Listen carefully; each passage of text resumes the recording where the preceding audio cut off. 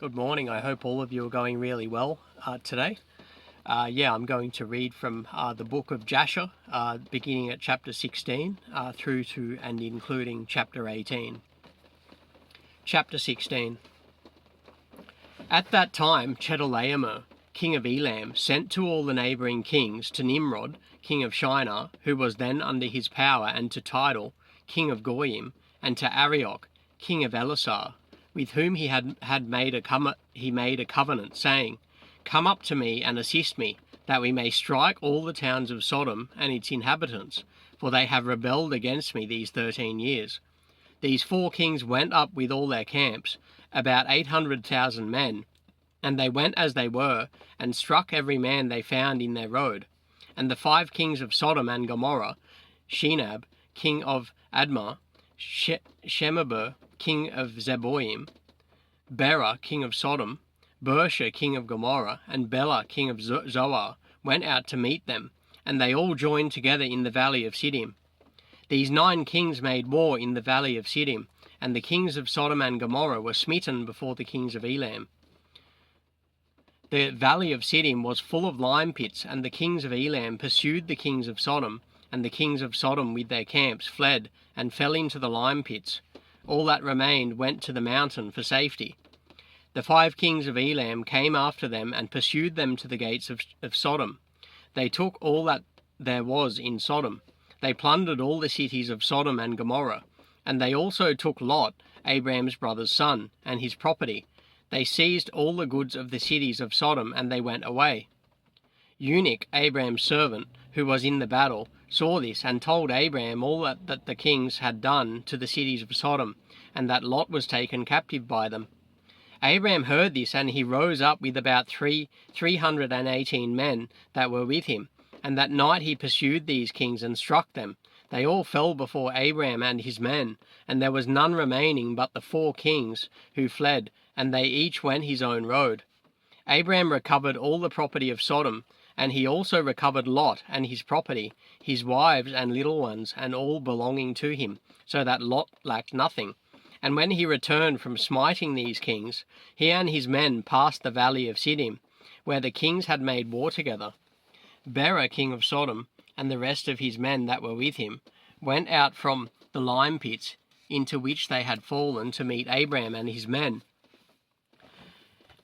And Adonizedek, king of Jerusalem, the same was Shem, went out with his men to meet Abraham and his people with bread and wine, and they remained together in the valley of Melech. Adonizedek blessed Abraham, and Abraham gave him 1/10 from all that he had brought from the spoil of his enemies. For Adonizedek was a priest before God.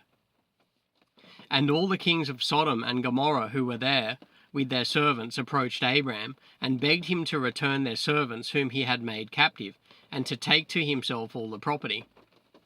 Abraham answered the kings of Sodom, saying, As the Lord lives, who created heaven and earth, and who redeemed my soul from all affliction, and who delivered me this day from my enemies and gave them into my hand, I will not take anything belonging to you, that you may not boast tomorrow, saying, Abraham became rich from our property that he saved. For the Lord my God, in whom I trust, said to me, You shall lack nothing, for I will bless you in all the works of your hands. Now here is all belonging to you. Take it and go. As the Lord lives, I will not take from a living soul down to a shoe tie or thread, excepting the expense of the food of those who went out with me to battle, as also the portions of the men who went with me, Anah, Ashkol, and Mamre, they and their men, as well as those also who had remained to watch the baggage, they shall take their portion of the spoil. And the kings of Sodom gave Abraham according to all that he had said. They pressed him to take of whatever he chose, but he would not. He sent away the kings of Sodom and the remainder of their men, and he gave them orders about Lot, and they went to their respective places. And Lot, his brother's son, he also sent away with his property, and he went with them. And Lot returned to his home, to Sodom, and Abraham and his people returned to their home to the plains of Mamre, which is in Hebron. At that time, the Lord again appeared to Abraham in Hebron, and he said to him, "Do not fear, your reward is very great before me, for I will not leave you until I shall have multiplied you, and blessed you, and made your offspring like the stars in heaven, which cannot be measured nor numbered. And I will give to your descendants all these lands that you see with your eyes. I will give them for an inheritance forever. Only be strong and do not fear. Walk before me and be perfect." In the 78th year of the life of Abraham, in that year, Reu died, the son of Peleg, and all the days of Reu were 239 years, and he died. And Sarai, the daughter of Haran, Abraham's wife, was still unable to conceive in those days. She did not bear to Abraham either son or daughter. When she saw that she gave birth to no children, she took her handmaid, Hagar, whom Pharaoh had given her, and she gave her to Abraham, her husband, for a wife. For Hagar learned all the ways of Sarai, as Sarai taught her. She was not in any way deficient in following her good ways. Sarai said to Abraham, "Behold, here is my handmaid Hagar. Go to her that she may bring forth on my knees, that I may obtain children through her." At the end of 10 years of Abraham's dwelling in the land of Canaan, which is the 85th year of Abraham's life, Sarai gave Hagar to him. And Abraham listened to the voice of his wife Sarai. He took his handmaid Hagar, and Abraham came to her, and she conceived.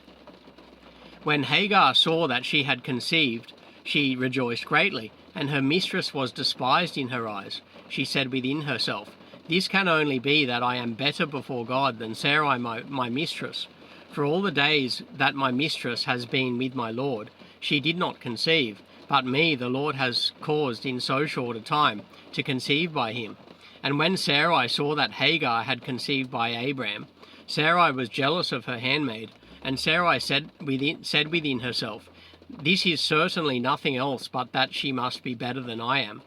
Sarai said to Abraham, "My wrong be on you, for at that time when you prayed before the Lord for children, why did you not pray on my account that the Lord would give me offspring from you? When I speak to Hagar in your presence, she hates my word because she has conceived, so you will say nothing to her. May the Lord judge between me and you for what you have done to me." And Abraham said to Sarai, "Behold, your handmaid is in your hand. Do to her as it may seem good in your eyes." And Sarai afflicted her, and Hagar fled from her to the wilderness. An angel of the Lord found her in the place where she had fled, by a well, and he said to her, "Do not fear, for I will reproduce your offspring. For you shall bear a son, and you shall call his name Ishmael. Now then, return to Sarai your mistress, and submit yourself under her hands." And Hagar called the place of that well Beer-lahai-roi. It is between Kadesh and the wilderness of Bered. And Hagar at that time returned to her master's house. And at the end of days, Hagar gave birth to a son to Abraham, and Abraham called his name Ishmael. And Abraham was 86 years old when he had him. Chapter 17. In those days, in the 91st year of the life of Abraham, the children of Chittim made war with the children of Tubal. For when the Lord had scattered the sons of men on the face of the earth, the children of Chittim went and settled in the plain of Canopia, and they built themselves cities there, and lived by the river Tibru. The children of Tubal lived in Tuscana, and their boundaries reached the river Tibru, and the children of Tubal built a city in Tuscanan, and they called the name Sabina, after the name of Sabina, son of Tubal, their father, and they lived there to this day. It was at that time the children of Chittim made war with the children of Tubal, and the children of Tubal were smitten before the children of Chittim. The children of Chittim caused 370 men to fall from the children of Tubal.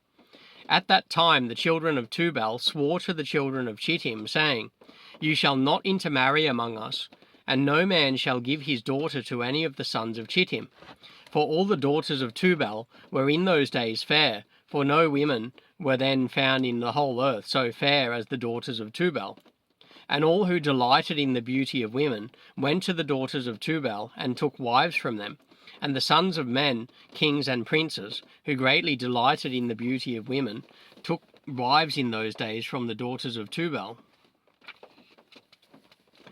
At the end of 3 years, after the children of Tubal had sworn to the children of Shittim not to give them their daughters for wives, about 20 men of the children of Shittim went to take some of the daughters of Tubal, but they found none. For the children of Tubal kept their oaths not to intermarry with them, and they would not break their oaths. In the days of harvest the children of Tubal went into their fields to get in their harvest, when the young men of Chittim assembled and went to the city of Sabinah. And each man took a young woman from the daughters of Tubal, and they came to their cities. And the children of Tubal heard of it, and they went to make war with them. They could not prevail over them, for the mountain was very high. When they saw they could not prevail over them, they returned to their land. And at the revolution of the year, the children of Tubal went and hired about 10,000 men from those cities that were near them, and they went to war with the children of Shittim. And the children of Tubal went to war with the children of Shittim, to destroy their land and to distress them. In this engagement the children of Tubal prevailed over the children of Shittim, and the children of Shittim, seeing that they were greatly distressed, lifted up the children which they had had by the daughters of Tubal on the wall which had been built, to be before the eyes of the children of Tubal. And the children of Shittim said to them, Have you come to make war with your own sons and daughters? And have we not been considered your flesh and bones from that time till now? When the children of Tubal heard this, they ceased to make war with the children of Shittim, and they went away. They returned to their cities, and the children of Shittim at that time assembled and built 2 cities by the sea. They called one Pertu, and the other Ariza. And Abram, the son of Terah, was then 99 years old. At that time the Lord appeared to him, and said, I will make my covenant between me and you, and I will greatly reproduce your offspring. And this is the covenant which I make between me and you, that every male child be circumcised, you and your descendants after you. At 8 days old shall it be circumcised, and this covenant shall be in your flesh for an everlasting covenant. And now therefore your name shall no more be called Abram, but Abraham, and your wife shall no more be called Sarai, but Sarah. For I will bless you both, and I will reproduce your descendants, that you shall become a great nation, and kings shall come forth from you. Chapter 18. Abraham rose and did all that God had ordered him. He took the men of his household, and those bought with his money, and he circumcised them as the Lord had commanded him. There was not one left whom he did not circumcise, and Abraham and his son Ishmael were circumcised in the flesh of their foreskin. Ishmael was 13 years old when he was circumcised in the flesh of his foreskin. And in the 3rd day Abraham went out of his tent and sat at the door to enjoy the heat of the sun, during the pain of his flesh. The Lord appeared to him in the plain of Mamre, and sent 3 of his ministering angels to visit him, and he was sitting at the door of the tent. He lifted his eyes and saw 3 men were coming from a distance. He rose up and ran to meet them, and he bowed down to them, and brought them into his house. And he said to them, If now I have found favour in your sight, turn in and eat a morsel of bread. He urged them. They turned in, and he gave them water, and they washed their feet. And he placed them under a tree at the door of the tent. Abraham ran and took a calf, tender and good, and he hurried to kill it, and gave it to his servant Eliezer to dress. And Abraham came to Sarah into the tent, and said to her, Make ready quickly 3 measures of fine meal. Knead it, and make cakes to cover the pot containing the meat, and she did so. Abraham hurried and brought before them butter and milk, beef and mutton, and put it before them to eat, before the flesh of the calf was sufficiently done, and they ate. When they were done eating, one of them said to him, I will return to you according to the time of life, and Sarah your wife shall have a son. And the men afterwards departed, and went their ways to the places to which they were sent. In those days all the people of Sodom and Gomorrah, and of the whole 5 cities, were greatly wicked and sinful against the Lord. They provoked the Lord with their abominations, and they grew worse as they aged abominably and scornfully before the Lord, and their wickedness and crimes were in those days great before the Lord. They had in their land a very extensive valley, about half a day's walk, and in it there were fountains of water, and a great deal of herbage surrounding the water. All the people of Sodom and Gomorrah went there 4 times a year, with their wives and children and all belonging to them, and they rejoiced there with timbrels and dances. At the time of rejoicing, they would all rise and lay hold of their neighbours' wives, and some, the virgin daughters of their neighbours, and they enjoyed them. Each man saw his wife and daughter in the hands of his neighbour, and did not say a word. And they did so from morning to night. Afterward they returned home, each man to his house, and each woman to her tent. So they always did 4 times in the year.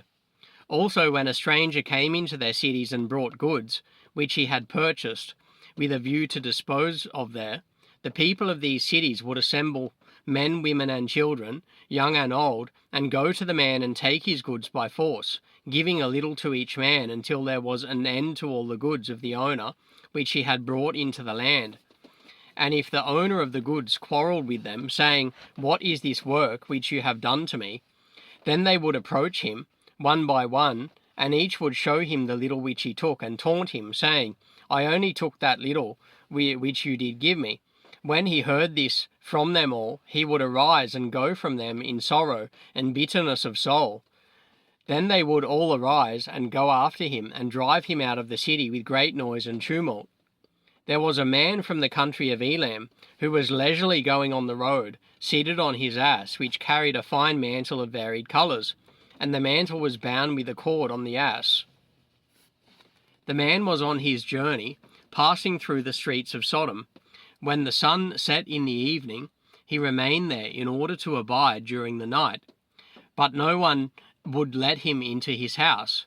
At that time there was in Sodom a wicked and mischievous man, one skillful to do evil, and his name was Hadad.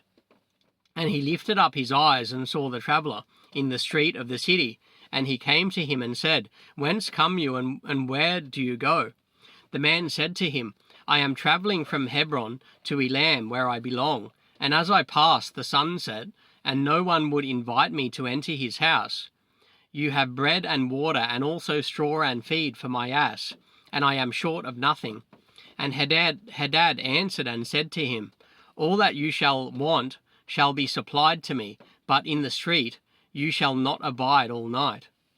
Hadad brought him to his house, and he took off the mantle from the ass with the cord, and brought them to his house.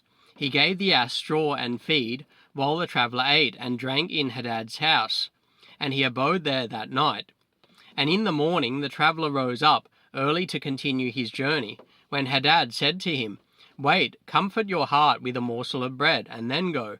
And the man did so, and he remained with him, and they both ate and drank together during the day. When the man rose up to go, and Hadad said to him, "Behold, now the day is declining, you had better remain all night, that your heart may be comforted." And he pressed him so that he tarried there all night.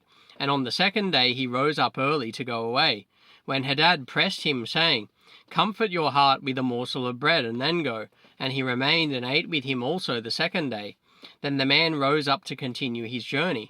And Hadad said to him, "Behold, now the day is declining. Remain with me to comfort your heart, and in the morning rise up early and go your way." The man would not remain, but rose and saddled his ass. And while he was saddling his ass, the wife of Hadad said to her husband, "Behold, this man has remained with us for 2 days, eating and drinking, and he has given us nothing. And now shall he go away from us without giving anything?" Hadad said to her, "Be silent." And the man saddled his ass to go, and he asked Hadad to give him the cord and mantle to tie it on the ass. And Hadad said to him, "What do you say?" And he said to him, "That you, my lord, shall give me the cord and the mantle made with varied colours, which you concealed in your house to take care of it." And Hadad answered the man, saying, This is the interpretation of your dream. The cord which you did see means that your life will be lengthened out like a cord. And having seen the mantle coloured with all sorts of colours means that you shall have a vineyard, in which you will plant trees of all fruits. And the traveller answered, saying, Not so, my lord, for I was awake when I gave you the cord, and also a mantle woven with different colours, which you took off the ass to put by for me. And Hadad answered and said, Certainly I have told you the interpretation of your dream, and it is a good dream, and this is the interpretation of it. Now the sons of men give me 4 pieces of silver, which is my charge for interpreting dreams, and of you only I require 3 pieces of silver. And the man who was provoked at the words of Hadad, and he cried bitterly, and he brought Hadad to Serach, judge of Sodom. And the man laid his cause before Serach the judge, when Hadad replied, saying, It is not so, but thus the matter stands. And the judge said to the traveller, This man Hadad tells you truth, for he is famed in the cities for the accurate interpretation of dreams. And the man cried at the word of the judge, and he said, Not so, my lord, for it was in the day that I gave him the cord and mantle which was on the ass, in order to put them by in his house. They both disputed before the judge, the one saying thus the matter was, and the other declaring otherwise. Hadad said to the man, Give me 4 pieces of silver that I charge for my interpretations of dreams. I will not make any allowance. Give me the expense of the 4 meals that you ate in my house.